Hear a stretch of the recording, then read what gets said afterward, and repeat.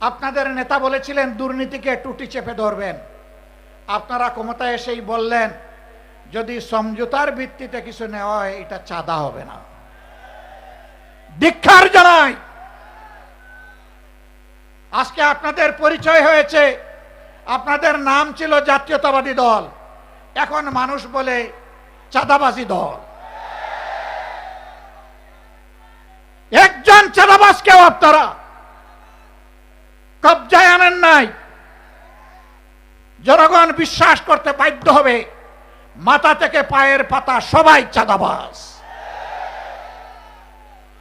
নাইলে কেন চাঁদাবাজি বন্ধ হচ্ছে না? সব জায়গায় কেন দুর্নীতির মহা উৎসব চলছে?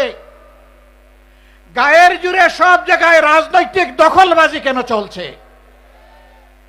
বাংলাদেশ ব্যাংকের মতো সেন্ট্রাল ব্যাংকের জায়গাটাও আপনারা ঠিক রাখলেন না।